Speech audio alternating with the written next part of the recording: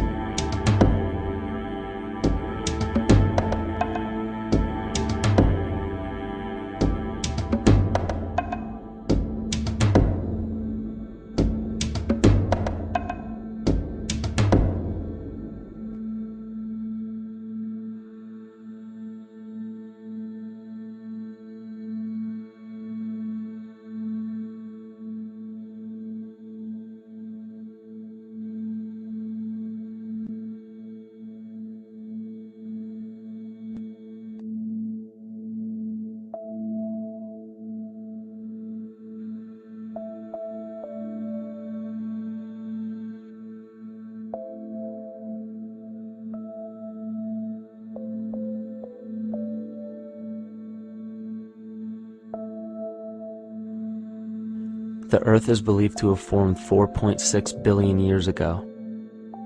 Within the first 150 million years, it began cooling and releasing gases from the lithosphere, which created the earliest forms of the Earth's atmosphere. Prior to the creation of this atmosphere, the sun's ultraviolet radiation made for uninhabitable conditions. But as the Earth cooled further, water condensed in the atmosphere, and oxygen accumulated, making way for organic compounds. This spawned single-celled organisms, and then plant life. And down through time, the evolutionary chain continued. And then we arrive at a species that does not seem to fit as well as the rest. Homo sapiens' gestation period of 9 months mimics the 3.8 billion year evolution of all life on Earth. The human embryo repeats the evolution of all species. When the sperm and egg unite, this new creation is a single-celled organism. Within hours, this single cell divides and multiplies more rapidly than any other species. 4 weeks later, the embryo begins to develop gills mimicking aquatic life. A few weeks later, it develops lungs and a tail with reptilian appearance.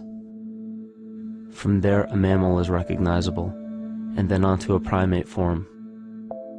It then sheds its laguna, which is the embryonic fur, and at last shows the characteristics of a human child. The human body is a community of approximately 50 trillion cells. Everything the body does, the cell does as well. Cells have respiratory and excretory systems. They feed, feel, think, and communicate with other cells. Trillions of cells make up a single organism called the human body, and billions of human bodies help make up the organism we call Earth. The Earth has more similarities with the human anatomy than you may think. Earth has its own electromagnetic generation, just like the human body.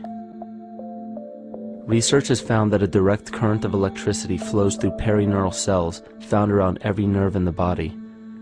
These pathways are called energy meridians and have been used in the practice of acupuncture for at least 2,000 years. Dating even farther back is the notion of dragon paths or ley lines in which many megalithic structures and stone monuments were erected, marking the energy meridians of the Earth. These energy meridians are generated by the resonant frequencies of the Earth, called the Schumann waves. Each planetary body has its own resonant frequencies and is determined by the circumference and diameter as well as the speed of orbit and rotation. The Earth's resonant frequency starts at 7.83 Hz and ends with the 7th harmonic at 43.2 Hz, correlating with the 7 chakras. Ultimately, the greatest discovery of our Earth is its consciousness. A visible attribute of consciousness is an energetic field that governs the shaping of organisms.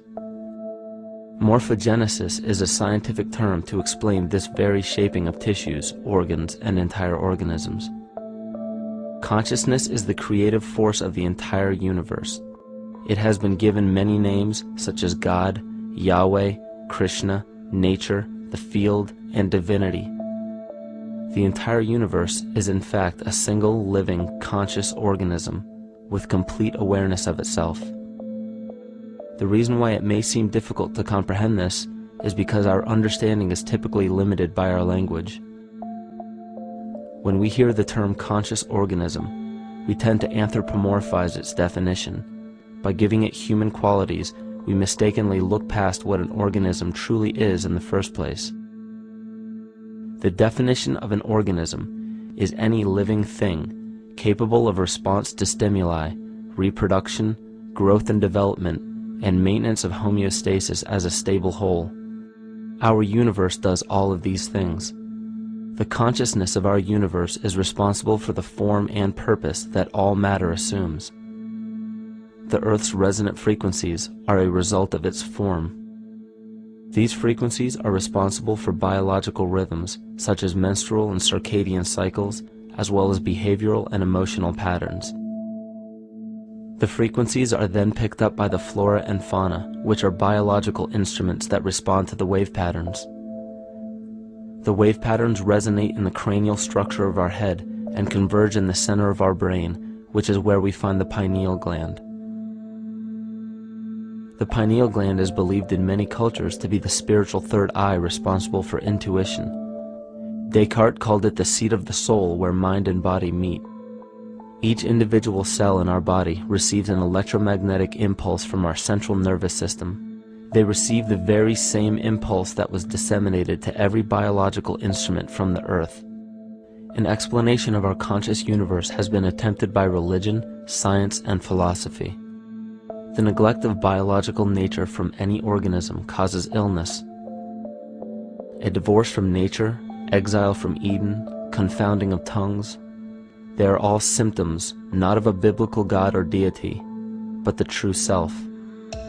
The greatest and only threat to ourselves is a loss of self, the death of our divinity. As we barrel through history with oceans of information, yet barely a drop of wisdom, we have to understand how we lost ourself.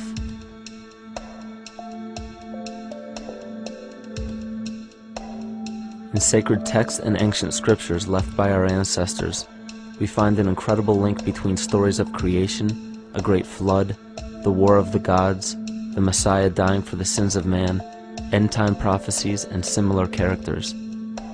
These correlations show up in myths from cultures that supposedly had no contact with one another due to distance in geography and time.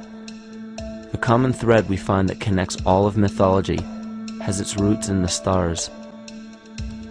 One of the most revealing accounts is the battle of the gods in heaven and the ensuing flood. In the Bible, Lucifer rivaled the Lord and was defeated and cast down to earth. In the creation myth of the Enuma Elish, we find a similar story of Tiamat being defeated by Marduk and cast down to the abyss of Apsu. In chaos, Tiamat, the mother of them both, Apsu and Tiamat's waters were mingled together, meaning that the chaotic waters of Tiamat were somehow mixed with the sweet waters of Apsu. Apsu was the Sumero-Akkadian god of the abyss beneath the earth. Tiamat, also known as Lucifer, was known as a serpent or dragon and was defeated by Marduk. Marduk was the father of Nebo or Mercury, and Mercury is the same mythological character as the Zoroastrian Mithra, the Egyptian Hermes Anubis, and the Gnostic Hermes Christos. The most recent version of Mercury, however, is the archangel Michael in the Bible, who defeated Lucifer and sent him to the abyss of the earth, or hell. This story is steeped in astrological significance in the Bible and in many other ancient scriptures. This leads to an event in history that is recorded by many researchers regarding the cosmic upheaval and historic deluge. William Commonus Beaumont states, "The flood immortalizes the collision of a fallen planet, later termed Satan, actually a cometary body with our Earth." Consider what this reveals. He postulates that a planet, later termed Satan, fell to the earth, creating the flood we see recorded in the Bible and other myths. Lucifer, or Tiamat, was a planet known to ancient cultures as the Glistening One, the dragon of chaotic salt waters. The light from the sun illuminated this planet's water, which gave it a glow that rivaled the sun's own light, which is where we hear about Lucifer rivaling the Lord. The Lord in this case being the sun, which sustains and gives warmth to the earth. The planet Tiamat, or Lucifer, was destroyed by a cataclysmic event that hurled the watery planet to the abyss of the earth. In the book of Enoch, it reveals, "And behold, a star fell from heaven, and when it fell to earth, I saw how the earth was swallowed up in a great abyss." The myth of the Ute Indians states, "The sun was shivered into 1,000 fragments, which fell to earth, causing a general conflagration. Then Tawats fled before the destruction he had wrought. And as he fled, the burning earth consumed his feet, legs, body, hands, and arms, until at last, swollen with heat, the eyes of the god burst and tears gushed forth in a flood which spread over the earth, extinguishing the fire." This myth resembles the translation of the Enuma Elish by Stephanie Daly in her book Myth from Mesopotamia, which explains that Tiamat's eyes became the source of the Tigris and Euphrates rivers. As written in the book of Revelations, "And there was a war in heaven. Michael and his angels fought against the dragon, and the dragon and his angels fought back. The great dragon was hurled down, that ancient serpent called the devil, or Satan, who leads the whole world astray. He was hurled to the earth." The Roman mythology of Ovid gives the story of Phaeton, which happens to be another name given to the watery planet Lucifer, or Tiamat. This story reveals that Phaeton was a child of the sun and wished to become the sun for a day. Phaeton attempted this feat, and eventually Jove, who is also known as Marduk, destroyed Phaeton, sending him crashing to the earth in flames and put out by a tremendous flood of water from a river unseen before. The common theme we notice here is that of a saltwater planet, the great dragon, Lucifer, Tiamat, or Phaeton, was defeated and fell to the earth, and now dwells in the abyss known as hell, giving us the outline of the story of Lucifer rising up against the Lord and being defeated and banished to rule the underworld. As we know, however, an outline is but a shell of a story. The inner meaning, the spirit of the myth, comes with a deeper understanding of the essence of each planet, not just the physical planet, but the conscious core, because we know now that the proportions and velocity of a planet gives them their own characteristic frequencies, which govern biological and behavioral patterns. These planets reflect the archetypal psychology of man. In ancient times, probably the most important field of research was the study of the heavens. Galactic bodies and their movement through the sky were known to be symbolic of the inner faculties within human consciousness. Within all organisms, outdated science has only explained the physical world measured by our five senses.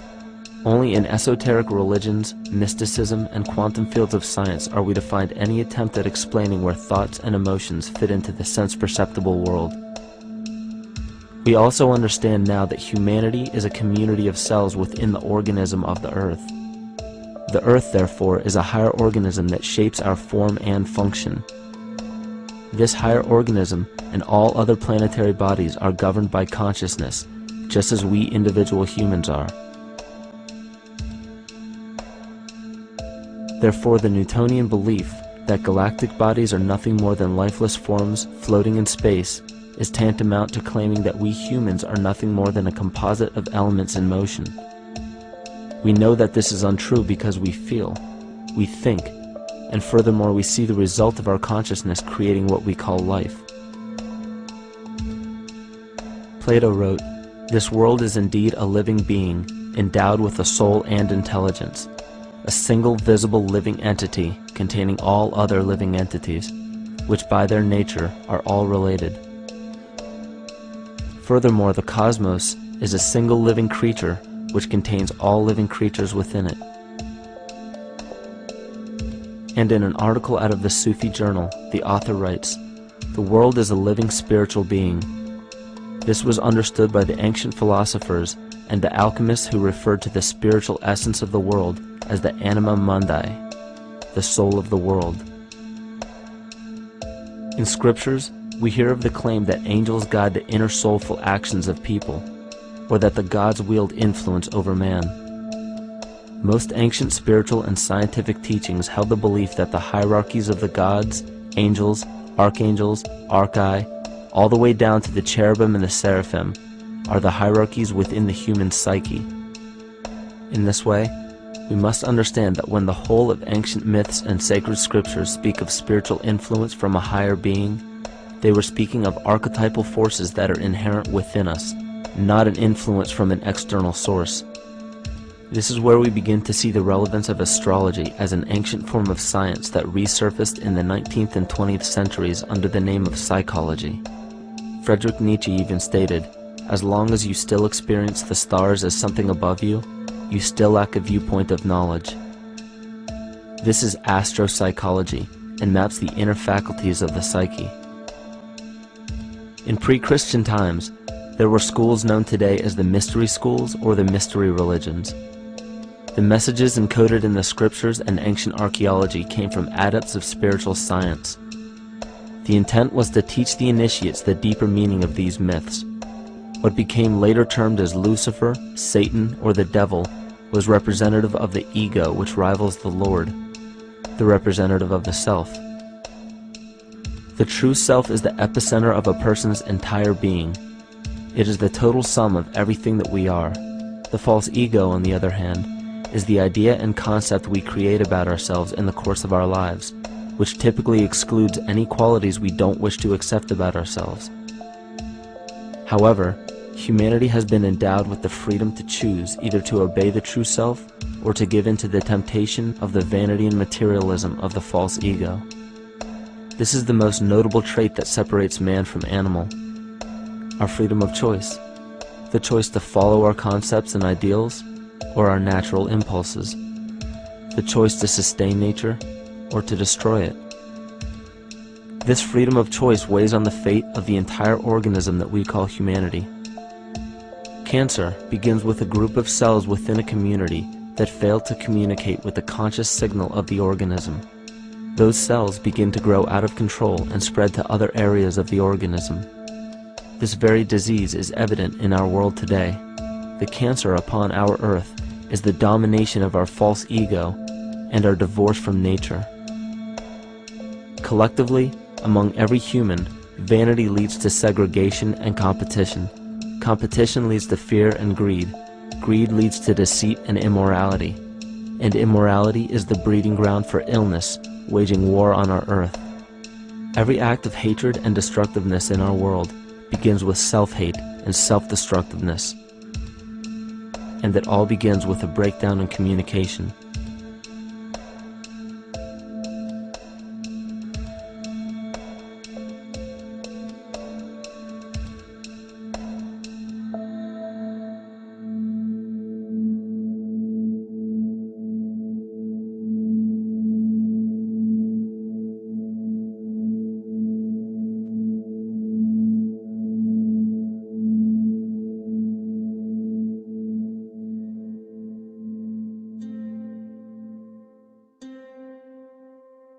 In nature, all that we perceive with our five senses is a result of two fundamental principles. Everything in existence is made of a relationship between vibration and matter. Vibration is a masculine creative force countered by matter, which is a feminine receptive force. Thus begins the principle of duality. We see this duality in ancient myths and philosophies, yet only those philosophies and scriptures that were perverted and raped of the original meaning gave the impression that one polarity was good while the other was evil. The original sages, adepts, and shamans taught that both are necessary, and one would not exist without the other. These two important principles come together to form all things in the universe. This is KYMATICA. Even language, logos, the communication of any and all things in nature, depends upon this principle. Pete Peterson, in his works Cymatics, the Science of the Future, stated that nature shows examples of KYMATICA in everything. This phenomena is found to be one of the prime forces that moves biological evolution along its path. Dan Winter reproduced an experiment to prove that the ancient languages of Hebrew and Sanskrit, when spoken, create a vibratory frequency that moved matter into sacred geometrical patterns. Upon further investigation, Hebrew, Sanskrit, Aramaic, Arabic, and other elder dialects have older roots in a parent language of Gaelic and quite possibly an even earlier origin. In Swami Murugesu's The Science of Mantra, he claimed that when a person chanted specific words in Sanskrit while filming a burning candle, the intensity as well as the color of the flame would change due to the frequency that the word would emit. This same science has been shown to lower and raise blood pressure. And in his own words, certain sounds can affect their circulation and nervous system. Whatever change such vibrations cause extends to the mind of a person and also to the surrounding atmosphere, causing warmth or coolness. All this can be known by study and shown by practice. This rediscovered knowledge of the science of sound shows that sound is something more than mere vibratory signals. Not only does sound interact with life, but it sustains and develops it. It acts as a conduit of conscious intent between people, societies, and entire civilizations. Yet the psychic illness we endure due to the domination of our false ego is reflected in the collective.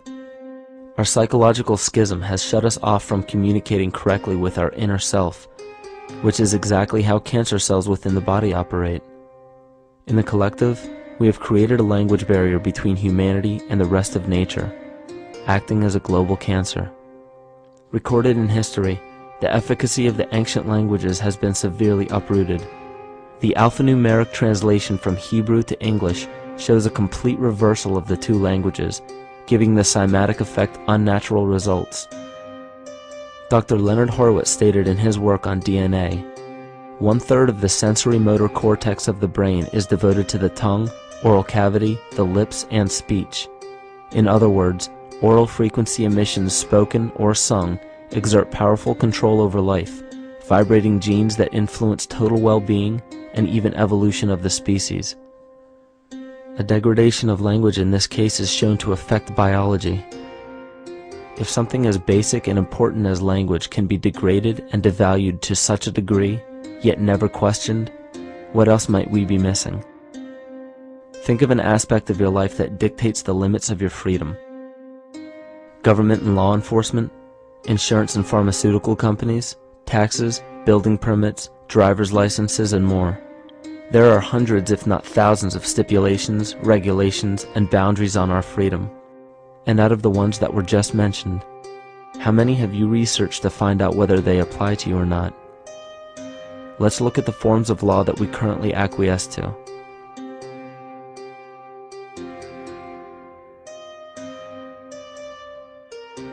A common misconception among people is that any rule or regulation that governs them falls under one category: law. But there are many other forms of law that people abide by without realizing that they simply do not apply to them. Another misconception is that a nation's constitution gives us our rights. A constitution does nothing more than list the rights that we already have. We are born with inalienable rights, endowed to us by our Creator. They are not given to us, and they cannot be given away. The most a person can do with a right is choose whether to exercise it or not. Maritime admiralty law is what's known as the law of the water. It is superseded by civil law and only applies to those who willingly contract themselves into it. The definition of admiralty law is a body of private international law governing the relationships between private entities which operate vessels on the oceans. Let's look at how and why a form of law that is fashioned to govern corporations, businesses, and vessels has imposed its rule over natural human beings. This is all done through a form of word magic. A simple perversion of language has made it possible to convince people around the world that these alternative laws apply to them. One of the predominant beliefs in modern culture is that licenses, permits, registrations, and other forms of documentation are required to operate motor vehicles, use public roads, build structures and establishments, engage in free enterprise, and much more. Sadly, these beliefs are based on little to no investigation whatsoever, and are false. This belief structure is perpetuated by maritime admiralty law. This form of law was originally created to govern ships docking in foreign nations for the import or export of products and resources. It deals with banking and merchant affairs, not civil affairs. When a product is taken off of a ship and brought into a foreign land, that nation takes custody of the resource and accounts for it with a certificate.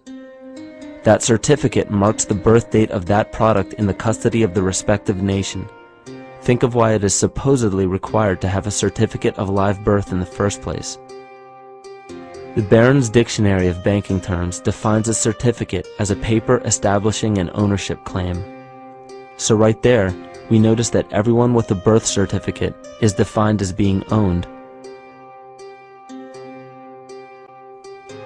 People are used as collateral with other nations because the U.S. is bankrupt. The United States declared bankruptcy on March 9th of 1933. At this point, the U.S. began taking out loans from a private, non-government affiliated corporation called the Federal Reserve. With no money to pay back the loans, the United States began using the citizens as collateral. All birth and marriage certificates are literally warehouse receipts. Just look at the similarities of warehouse receipts and birth certificates. Both document the date of issue, a serial number, registration number or receipt number, a description of the product, and an authorized informant to notify the appropriate government agency. With all of this information being readily available, the majority of people are unaware of their involvement with maritime admiralty law. This is possible through the manipulation of language. This admiralty law changed the meaning of the word person from a natural living person to a corporation. Driver's licenses, vehicle registrations, auto insurance forms, building permits, gun permits, work permits, tax filing documents, birth and death certificates, traffic citations, and many other forms of documentation that were once believed to be absolutely necessary only apply to persons or corporations. Upon signing such a legal document, you are indirectly waiving your rights under the Constitution and lowering your status to that of a corporation that is created with the same exact name as you. The only way to reconcile your true name from the name of the corporation is to take notice that the corporation has its name in all capital letters. This is known as capitis diminutia maxima. You may take notice that your driver's license, birth certificate, social security card, insurance cards, and more use all capital letters to legally represent the corporation with your name, not you. The corporation is known as an artificial person, whereas you, the human being, are known as a natural person. This deception goes even deeper when it comes to the courts that we attend. When showing up to court, you will notice that there are seats for witnesses behind a wooden fence or barrier. The defendant must cross through the entrance to the other side of the barrier where the plaintiff and judge sit. This act symbolizes the boarding of a ship. At this time, business can be conducted in maritime admiralty law. The judge, acting as captain or banker, is responsible for settling the balance between the two sides. This is why there is always a monetary value involved in any court case. The captain is simply dealing with banking and merchant disputes. Once the balance is paid, the case is closed. To turn the court case away from admiralty law where your rights are not protected, you must avoid agreeing to represent the artificial person. This is done by stating that you are the natural person. You don't have a first or last name because those imply corporate title. In a court case, you may state that the court takes judicial notice of your honor's oath of office. Every judge must take an oath of office to practice law, yet you must make it clear to the court and the jury that the judge is acting as judge and not banker. Remember that you are a natural human being of the earth. You are not governed by anything but your own consciousness. Laws are created within a society. The society that created the laws we see being enforced today is called the Law Society. Yet the most beautiful part of this entire deception is the fact that we are not part of the Law Society, so their laws do not apply to us. Judges, lawyers, and law enforcement officers, they're all part of a society. Within that society, they've created their own language that's deceptively similar to English. They have these little things called statutes, acts, and regulations that seem like laws, but they really only apply to those within their society. So that basically means all the traffic violations, minimum age requirements, and everything except for damage to another person or their property doesn't really apply to the natural person. Laws only apply to those within the Law Society. The game being played is an illusion. You can simply choose to open your eyes and reclaim the freedom that you were born with, bound by nothing but the limits of your imagination. These are just a few examples of assuring that your rights are being protected. By far, the most important line of defense against this deception is to be aware of the perversion of language, and be absolutely aware of how you form your beliefs and concepts.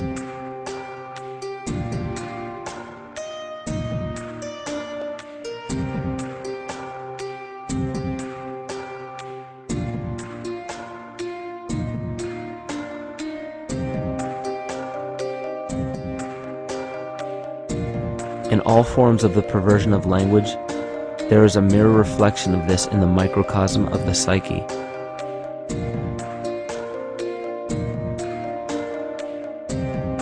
And the problem I see with humanity today is we don't truly know ourselves anymore. We have the 9-to-5 job, we have the house, the children, the bills, the television, the hobbies, and the errands that we run every single day, and we eventually begin to believe that this is who we are. But who are we beneath the job title, beneath the status of mother or father, theist or atheist, Republican or Democrat, black or white, man or woman? Who are we? Who are we deep down inside? We don't know, because every time we hear an answer that we don't want to accept about ourselves, we deny it. We'll pass it off and project it onto somebody else and judge them for it. This is repression. And we see what repression can do to us on an individual level, but what about on a collective level of humanity? What happens when the whole world refuses to see what they truly are on the inside?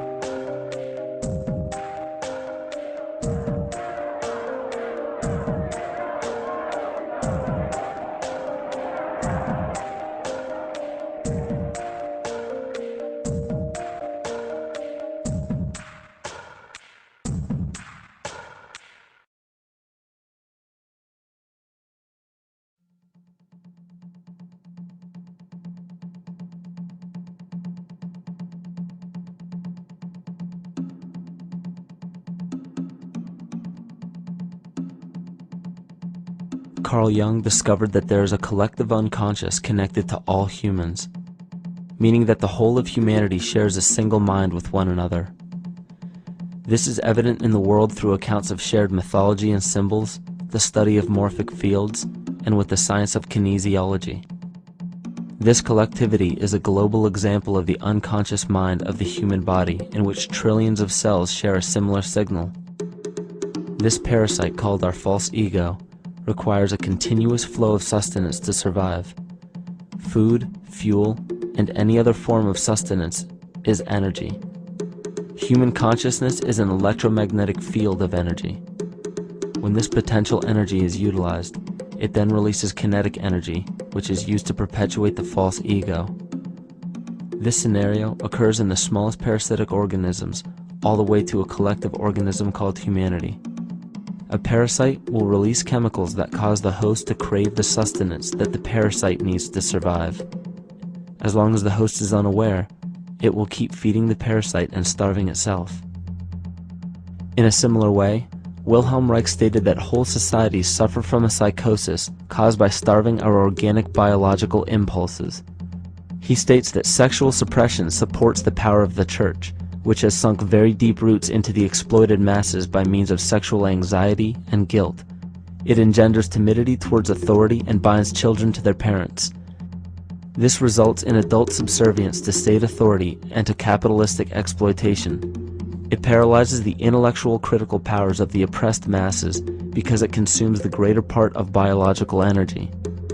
Finally, it paralyzes the resolute development of creative forces and renders impossible the achievement of all aspirations for human freedom.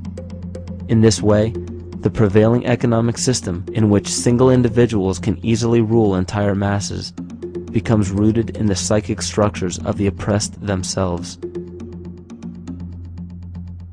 What Reich was showing in this powerful quote is that on a collective level, the suppression of a natural function, whether biological, spiritual, or emotional, will result in an abnormal reaction, a psychic disease. This illness or disease is reflected into the masses through a collective unconscious and acts as an epidemic. Humanity is plagued with an incapacity for freedom, meaning that people en masse lack the ability to govern themselves on a psychic level, and this manifests in the macrocosm as government and organized religious powers, thus opening the throne, our national and individual throne, to anyone and anything.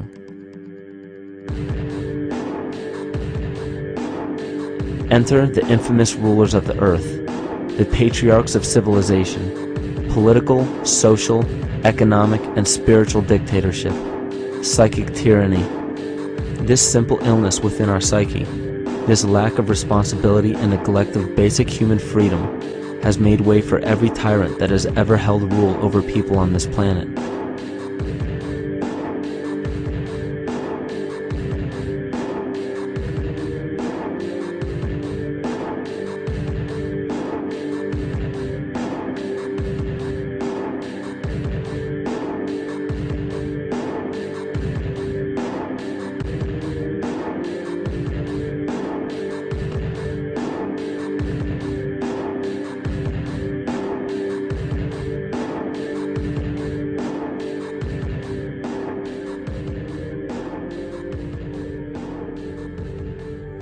But these oppressive tyrants that are demonized by the masses are no different than us. In fact, they are one with us. In the book The Prophet by Khalil Gibran, he poetically states, "I say, as the holy and the righteous cannot rise beyond the highest which is in each of you, so the wicked and the weak cannot fall lower than the lowest which is in you also." Every one of us has the capability to commit the most horrifying sin or show the most beautiful compassion to our fellow man. This is the very definition of an illness within the psyche and soul of man.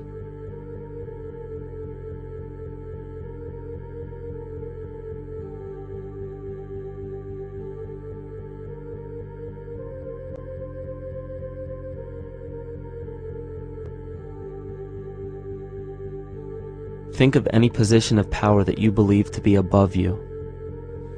Royal families, government leaders, the United Nations, financial organizations, corporate monopolies, and media juggernauts. These are all facets of our false ego. They are the physical advent of our own sickness. They require our conscious participation, our conscious energy to survive. Because without our cooperation, without supplying them with the sustenance of complicity, they starve. Their very nature depends on our desire to be ruled, and a typical symptom of the illness among humanity today is our continuous denial of our illness. Repression. We consistently repress those qualities we choose not to accept about ourselves. This is why it is so difficult to see the false ego and its multiple manifestations for what they truly are.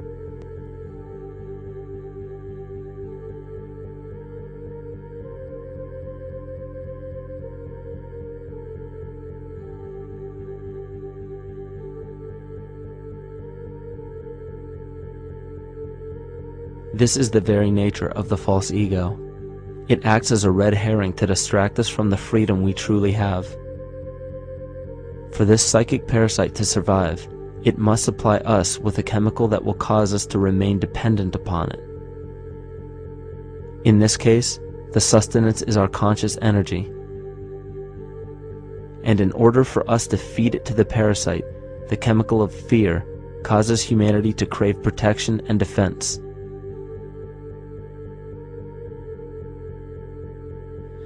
The functions of the body to survive can be broken down to two basic functions for any organism to survive. You have to be able to grow, maintain yourself, take care of your biology, but you also must be able to protect yourself, so that if you're just growing and you can't protect yourself, you'll become food for something else. So the survival involves a balance between growth and protection. Through the history of human civilization and through human evolution, we recognize that our nature is to be in a state of growth, and that our protection is only supposed to be used to, help us out of that threatening moment. You can't be in growth and in protection at the same time. So the significance is, when we see a need of protection, the stress hormones in the body shut off the blood vessels in our viscera or gut, which is the part of the body for growth. Well, the issue is, if you took the blood from the viscera and moved it out to the arms, then you left no blood in the viscera. That means no growth. But you're ready to fight. And when your fighting is finished, then the blood returns back to the viscera and you grow again. But in the world that we live in today, it's 24/7 fear.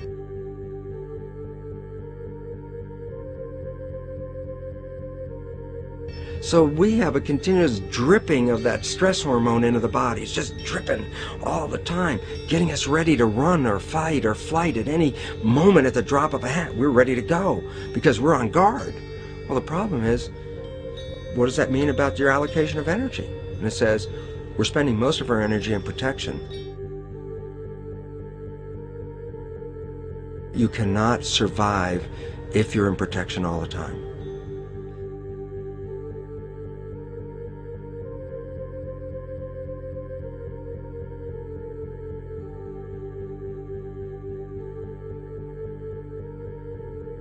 And if the parasite can control the nature of the fear, it can then create a fear among us that only it can defend us against.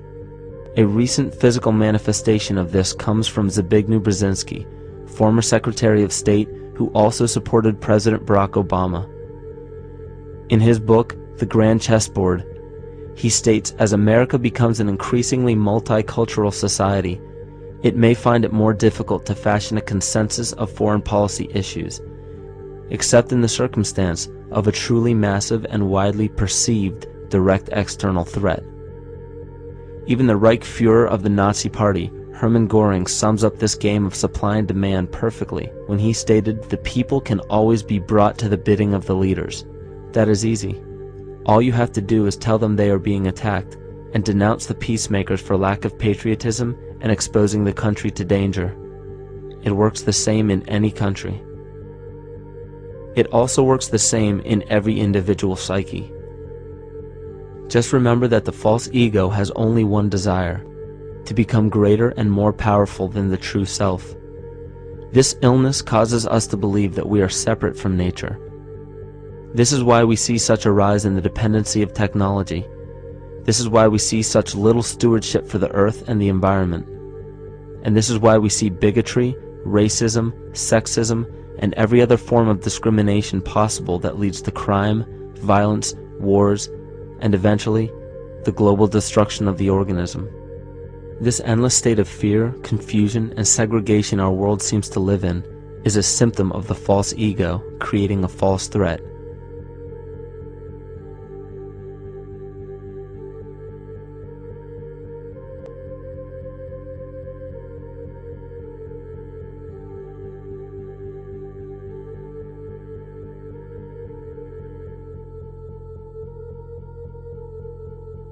many of the United States presidents have blood relations with each other. The Bush lineage has blood ties to a great number of former presidents. George Washington, Millard Fillmore, Franklin Pierce, Abraham Lincoln, Ulysses Grant, Rutherford Hayes, James Garfield, Grover Cleveland, Teddy Roosevelt, William Taft, Calvin Coolidge, Herbert Hoover, Franklin Roosevelt, Richard Nixon, and Gerald Ford. Michael Tessarion points out in his work that Bush is closely related to every European monarch on and off the throne, and has kinship with every member of Britain's royal family. Bush's family tree can be documented as far back as the early 15th century. He has a direct descent from Henry III and from Henry VIII's sister Mary Tudor.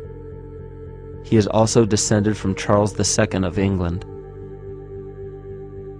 And we also find that George W. Bush is a direct descendant of Godfrey de Bouillon. Godfrey was the first king of Jerusalem after he recaptured it from the Saracens, which was the name for the Islamic faith during the Middle Ages.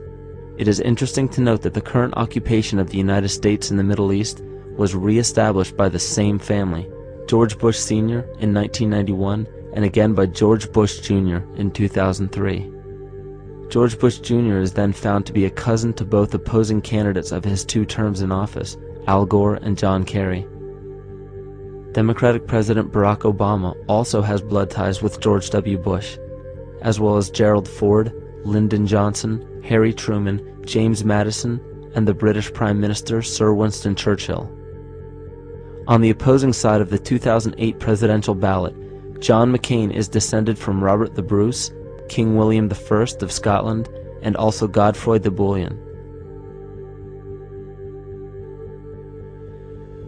Probably one of the most interesting facets of the bloodline relations is the fact that the whole British royal family has descent from the Muslim prophet Muhammad through the Arab kings of Seville. This bloodline was passed through the kings of Portugal, Castile, and eventually down to King Edward IV. This is a very, very different story from what you hear the media pumping out every day, being this idea of lineal superiority. It's completely debunked according to the foremost authority of aristocratic lineage, Burke's peerage. And this just goes to show that there's the true story, and then there's the manufactured illusion, the front that's given to the public.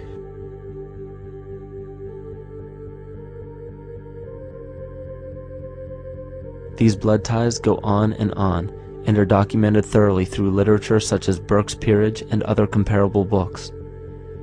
The point of all of this is that we find not just the same people, but the same intent within the people who have held high positions of monarchy, dynasty, aristocracy, and democracy in the past and present, and they are all related by a physical and symbolic link.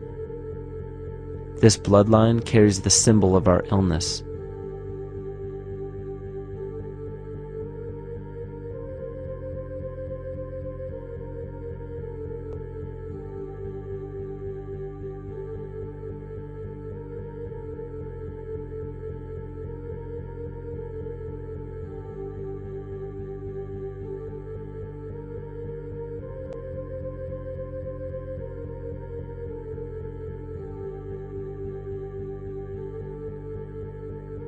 The symptoms of our psycho-spiritual illness are the wars, terrorist attacks, artificial or man-made disasters, and leader figures. As long as the people remain oblivious to their inner drives and inner nature, they will always fail to recognize why these events take place and why these figures rise to such powerful positions. The reason why we have failed for thousands of years to conquer these archetypal rulers permanently is because for thousands of years we have been fighting the symptoms of an illness and not the root cause. For every corrupt government that falls at the hands of a revolutionary, oppressed people, 2 more will rise in its place every time, because the root cause of a corrupt government does not exist in the individual leading that government. It exists within the psyche of every individual, because an unaware host to a deadly parasite will do anything to avoid accepting his own incapacity for freedom.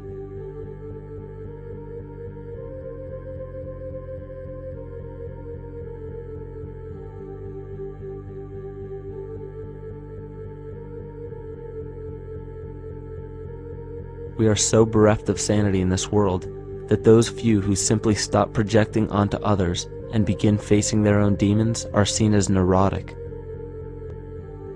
An article written in the 1950s states that studies showed that individuals who had been isolated from their familiar social and cultural environment became neurotic.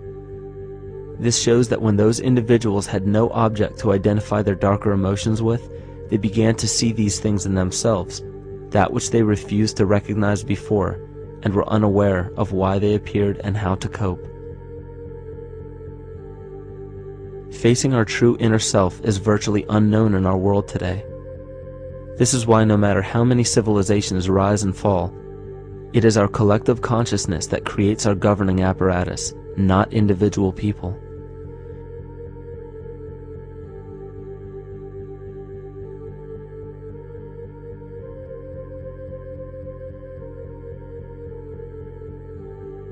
And after countless attempts, you would imagine that people would realize that a physical retaliation may not be the solution. Yet here we are, thousands of years later, with technology that can clone DNA, vehicles that can break the sound barrier and probe the depths of space, and science that can overcome almost any sickness. Yet we still fail to take notice to the importance of thoughts and consciousness. This is the very definition of insanity. And every single one of us is responsible for this psychic epidemic, because we're killing the messenger and paying no attention to the message.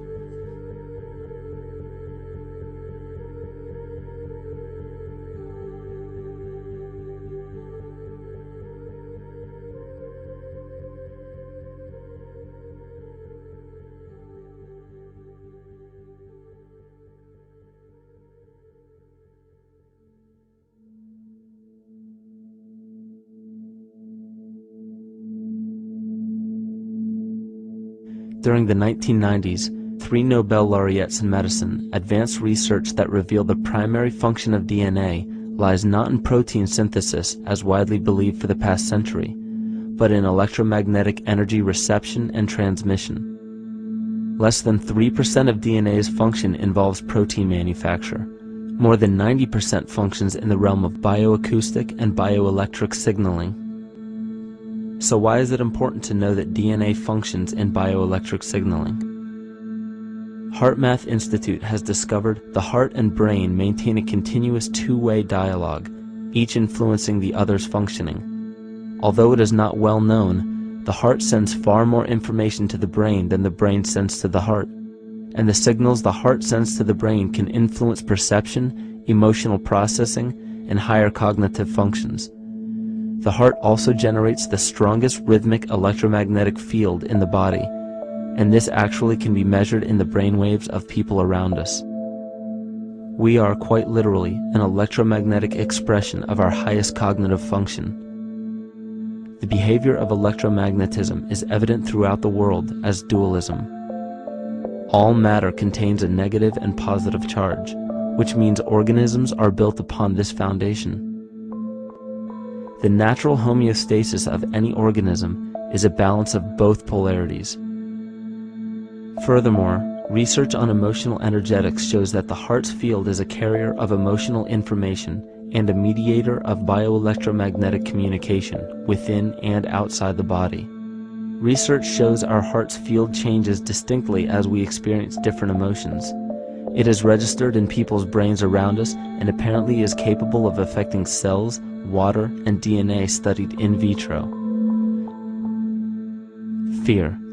The chemical supplied by a collective parasite creates a distinct bioelectric signal given off by the host. This signal is disseminated to the organisms within our community and will grow outward through the entire organism unless it is counterbalanced by an opposing force. Dr. Fritz Alan Popp discovered that the cells in our body communicate through biophotons, which are tiny particles of light that are single units of an electromagnetic field.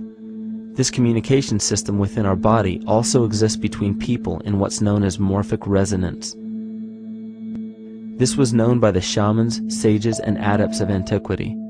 These teachings were commonplace in prehistoric cultures. It wasn't by sheer chance that artistic expression and rituals were the cornerstone of every ancient civilization. Art was used as a personal method to exercise the shadow content of the psyche and introduce it to the conscious mind. This was very literally viewed as psychic therapy. Ritual was based around astrological dates. As we've learned, the study of the stars and planets reflect our own astropsychology. The shamans would perform rituals on astrological dates that would correlate with a circadian rhythm or a psychological cycle. These rituals kept the human participants aware of their inner self and prevented the repression of psychological content. As long as people were facing their inner demons and accepting them as their own, they were not collectively projecting them into the physical world. If you bring forth what is within you, what you bring forth will save you. If you do not bring forth what is within you, what you do not bring forth will destroy you. The progeny of our psychological disease began growing rapidly after a series of catastrophes forced the collective into a somatic state of fight or flight. This lowered the immunity of the population by introducing a state of immense stress. Our body becomes more susceptible to illness under stress. In this manner, humanity fell ill when entire bodies of land were swallowed up by the floodwaters. This uprooted many tribes, chiefdoms, and civilizations from their homes, and their ritual practices that were used as a conduit for psychic wellness were put on hold in order to survive the catastrophe and seek new homes. The shamans were spread to many new areas of the world.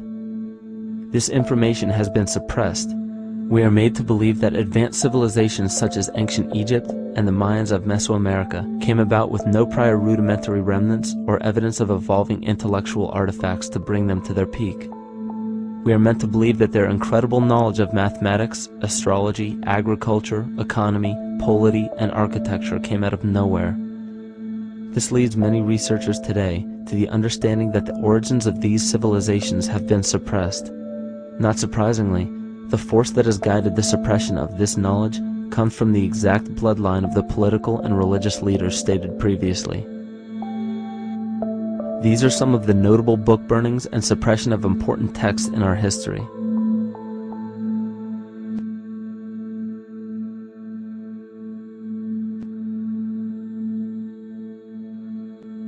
Yet after all of this suppression, there are still remnants of the dispersion of elder civilizations in nearly every country. There is tremendous evidence of ancient cultures visiting North America long before the conventional belief of European colonization.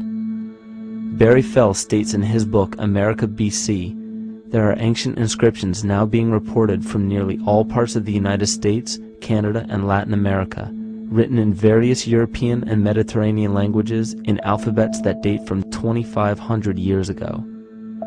William Commonus Beaumont wrote, "The Toltec and Maya civilizations never originated on American soil, but appeared there full-blown, with a well-defined art and system of hieroglyphic writing which possesses affinities with Egyptian.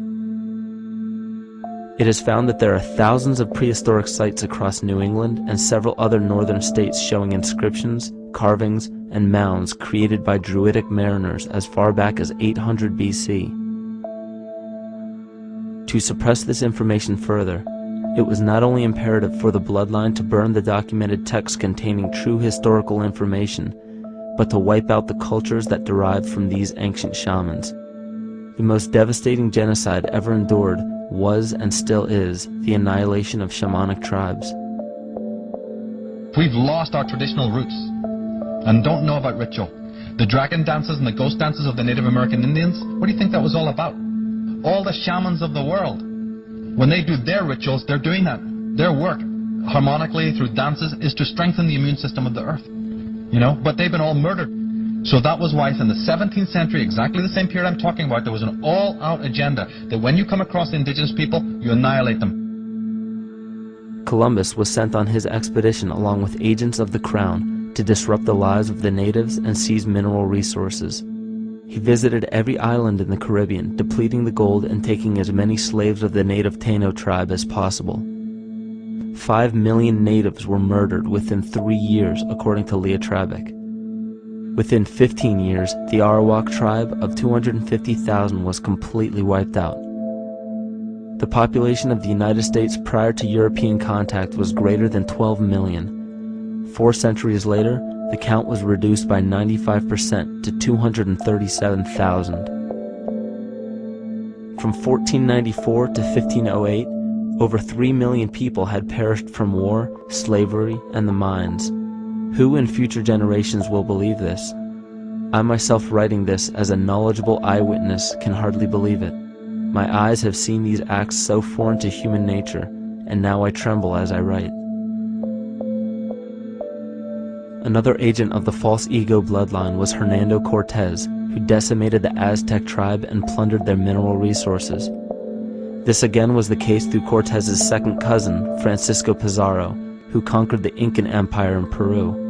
These atrocities are seen throughout Africa, New Zealand, New Guinea, East Timor, and are still seen today in Canada. This was a deliberate attempt to bury any surviving remnants of the ancient world and our true history. It is a naive mistake, however, to categorize and blame everything and everyone involved with politics or religion for this suppression of knowledge. It is only natural for people to crave spiritual understanding when there are so many manufactured missing links and perversions in the spiritual text today. And due to this void of spiritual wisdom, honest and moral people who are simply trying to understand their place in this world become the prime consumer market for those who wish to exploit this vulnerability. The ego is something that is it's insecure. It's something that is in need of control. The ego actually is an inferior thing, but it's trying to act like it is something that is superior. Hence this schism occurs between the ego and between the unconscious or the self. There's a kind of a messiah complex at work here as well, I feel, that we project the savior type ideal on someone, and we expect them to save us, and we're not willing ourselves to kind of deal with this and get to the root of why we perhaps feel insecure, or why we feel we don't have enough power to run our own lives, basically.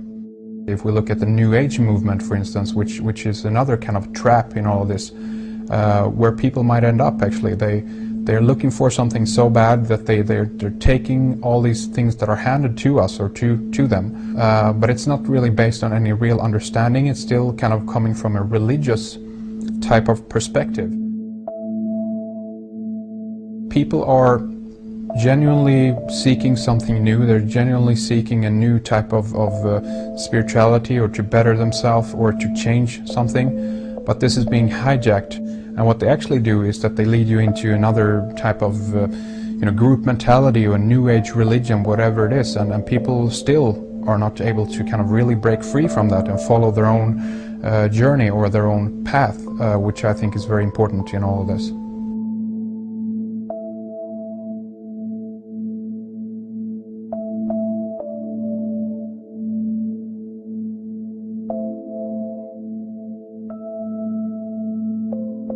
In the pre-Christian era, there were several cults of incredible power, most notably the stellar, solar, Saturnian, lunar, and mushroom cults.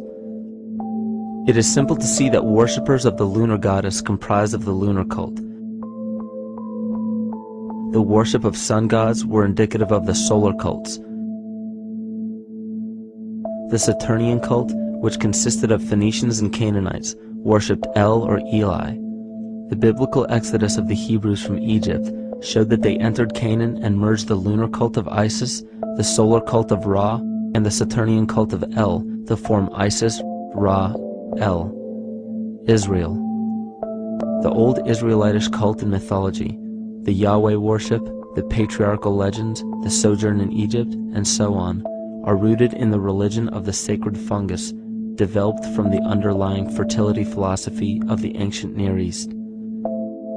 The Jewish mitre, Muslim turbans, and military berets are derivations of the symbol of the mushroom cult.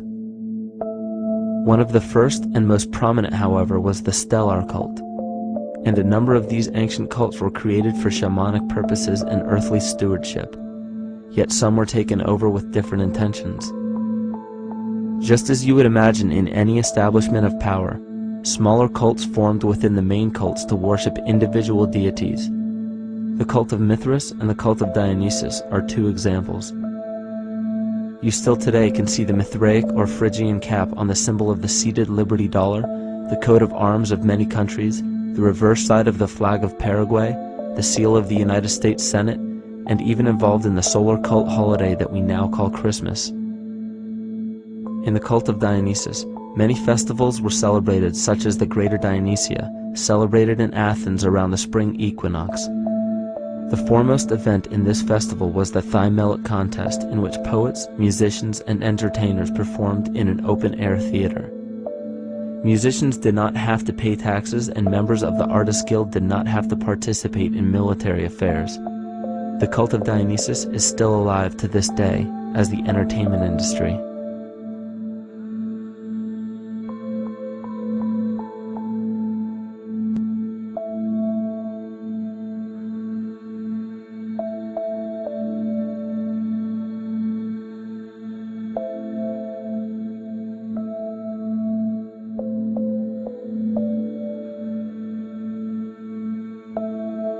These cults still exist in many important positions of power throughout the entire civilized world.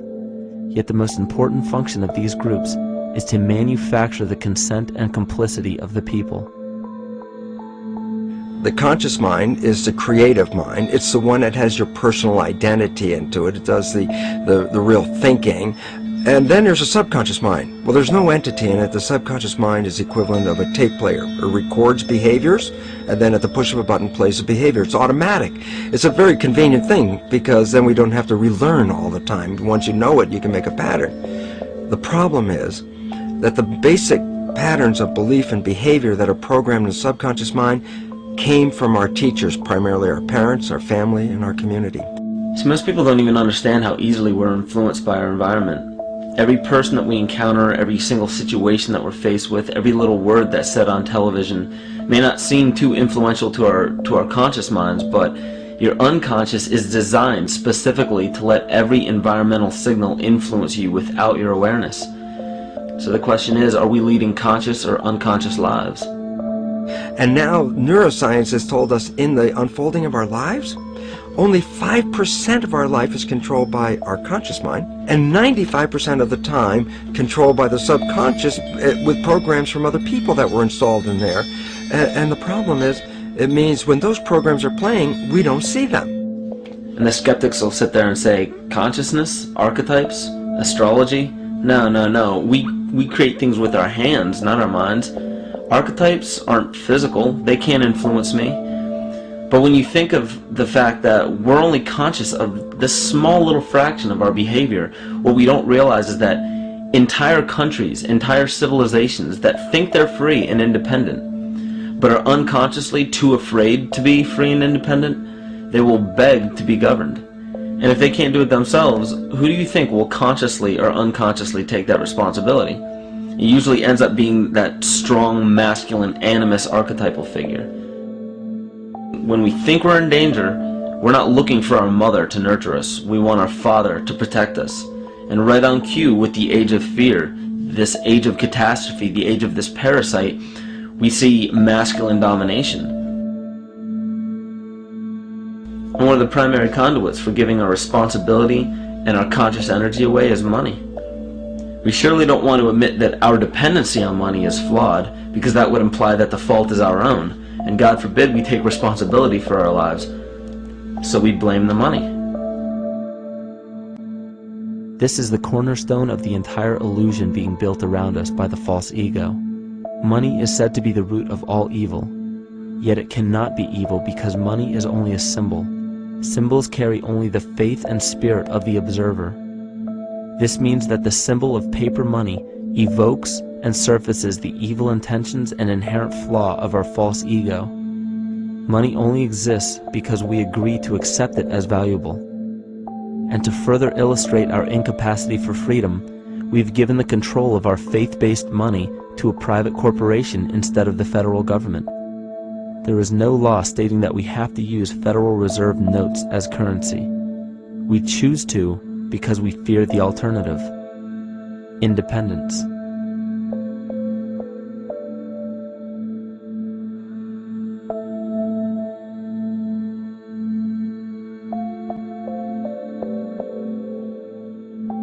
But it's not even really about money, it's about energy, because money is simply this material thing that allows billions of people to crave just one thing and put their energy into the same thing. It's not the plasma TV or the house or the lifestyle or the job or the significant other or the status that we're really after, because we know that we're empty. These people feel sadness and loneliness and void just like anybody else, and they either want to fill that void with materialism because they think that that'll make them feel better, or they want to sedate the void feeling with material possessions. So it all comes back to this feeling of having to put our dependency into an external source, something that we have absolutely no control over. What we're seeing right now is with all the competition of each other destroying each other, wars, competing for material existence, raping the planet and tearing it apart to get some pieces of it to hold in your hands and say you won the game. Every one of those moves is destructive, not just of the planet, but of human civilization, because human civilization will thrive with cooperation and will die with competition. And if you operate from these truths, then you end up with the extinction that lies before us. You see, we all have demons, so to speak. We all have inner demons in our lives, but we expect to see devilish monsters or dark apparitions when you think of a demon, kind of like what you'd see in the cinema.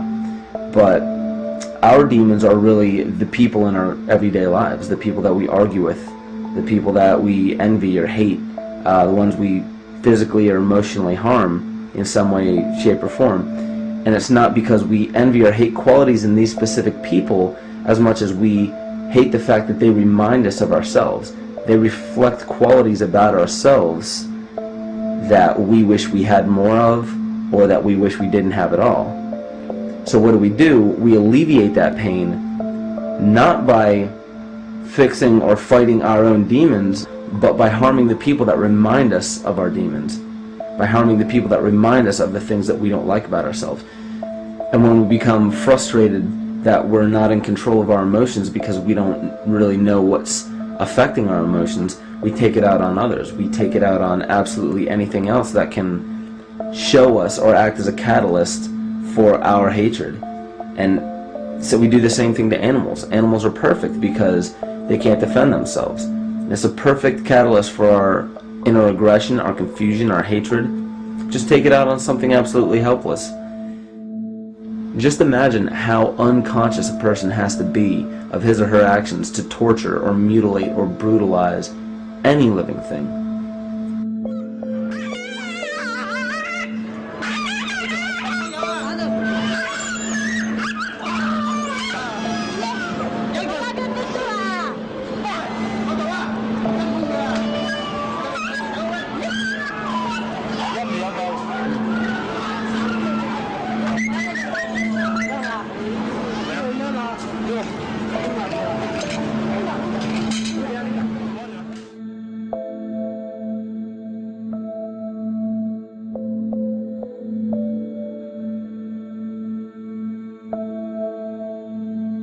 The goat's down, and he'll be here, and we can. Ouch! Come on. He bit you. Look at his tail. Is it common with their kids, maybe? He's a big guy. That's a real. Think of the lack of compassion you must have towards life in general to be able to feel no semblance of sympathy towards entire populations, let alone just individuals or individual animals, entire populations of species that are bred specifically for the purpose of commodity. But I'll tell you what's even more dangerous is not so much the people carrying out this cruelty, because that's already been established. That form of hatred and cruelty has already been established and it's already known. What I'm really worried about is the people who are against inhumanity, the people who are against animal cruelty and feel self-righteous enough to think that it's justified to inflict harm or even wish harm on these people. Because those are the people who take unconscious cruel behavior to a whole new level of conscious cruel behavior that's perfectly acceptable in their minds, because they feel that it's their job to bring other people to justice, like they're an authority figure of some sort. Those are the people who will have a much harder time figuring out why they harbor so much inner hatred and resentment. They don't seem to realize that it's just another form of this same exact hatred. So to keep from facing our inner demons consistently, what do? When we begin to realize, hey, wait a minute, maybe it's not alright to inflict harm on any other living thing, then the ego has to come up with a more esoteric form of cruelty to trick us into displaying the same form of self-hatred, the same indignant attitude, but just in another way and towards another group of people. But the emptiness will always find a way back in, and people will always start to feel restless again, no matter how many times they transfer blame to yet another person or yet another group. We need chaos in our lives. We crave destruction. We beg for catastrophe. Because if we don't have these things to act as a form of exorcism or a catalyst for us, we start to notice these things in ourselves, and that's what we don't want. You see, we can deal with wars.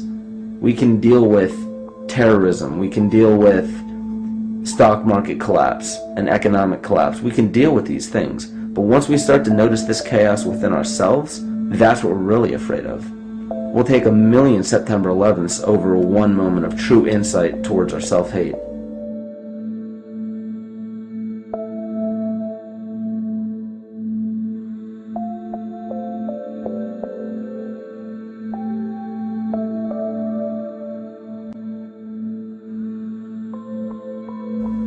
And you know, the most interesting part of all of this is we encounter things every day, every single day, that we either accept with open arms or that we reject violently.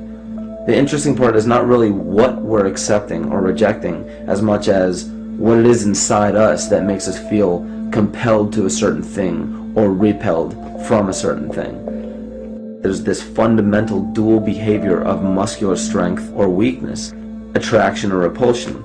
And what's interesting about this is when you realize that consciousness, awareness, that intangible essence that animates all matter into what we see around us as life, that is where you will find the origin of this dual behavior.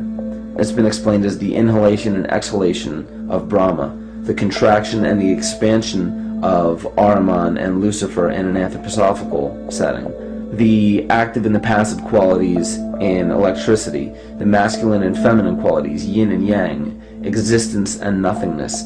These are all ways to explain the same behavioral process that begins with awareness. It begins with consciousness. And if you get rid of all the images and concepts in our minds of these sayings in your head and just try to feel the difference between the two polarities, you'll begin to notice that all of the different scenarios and possibilities that are playing out in the world all spawn from this common origin.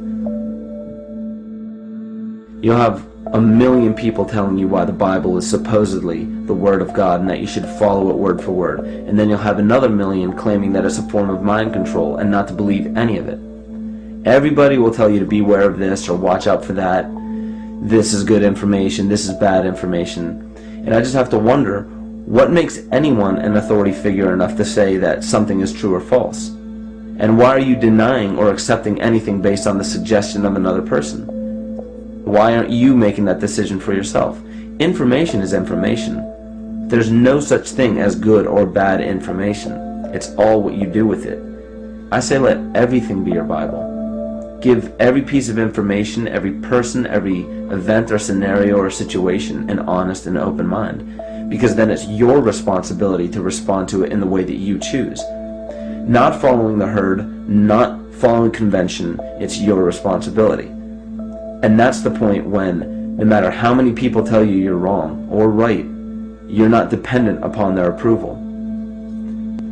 If we at least question our own actions, question our own thought process, and make a conscious decision to what we feel is right every single day, that's what I believe to be divinity. That's true shamanism. And that, to me, is what it really feels like to be alive.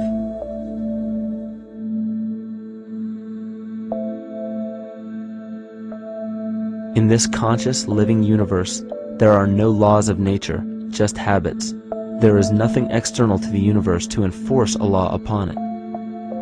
The illusion of a fixed law of nature is only the result of there being no need for that habit to be broken. When habits need to be broken to ensure the survival of the organism, we see this event in nature and call it evolution. The collective mind shapes our evolution. And a great example of this is the experiment done by John Cairns in 1988. His team put lactose-intolerant cells in an environment with only lactose for food. Under a law of nature, every one of these lactose-intolerant cells would have died. But surprisingly, they all survived. Every one of them understood the problem that they were facing and replaced the defective lactase enzyme with a functioning one to utilize lactose for food. If a cell has the ability to decide how and when to evolve because it's facing extinction, then anything can. The existing beliefs are that a human body is a biochemical machine controlled by genes, and therefore the behavior, emotions, and character of our biology, our health, our lives, are controlled by genes which we don't control. So this is what we taught people. You're a victim. Genes control your life. You didn't pick them. You can't change them. The genes you end up with program what's going to happen. My experiments on stem cells, which I started in 1967, I'd isolate one stem cell, put it in a petri dish, and then it would divide every 10 hours. So I took all the cells, split them up into 3 groups, and then just put them in 3 petri dishes. And then I changed the growth medium, the constituents of the environment, in each of the 3 dishes. In one dish, the cells form bone. The second dish, they form muscle. And a third dish, they form fat cells. What controlled the fate of a cell? And the first thing you have to say is, oh wait, they were all genetically identical when they were put in a dish. So obviously the genes didn't control it because they all had the same genes. What was different was the environment. And all of a sudden in my career it said, oh my gosh, here I am teaching genes control life, and the cells are telling me genes respond to life. And since you can control the response, you can control your life. It's how you read the environment, how your mind perceives the environment. And if you understand this, then you could lead yourself to the most wonderful expression on this planet, to be fully alive and fully healthy by just how you respond to the world.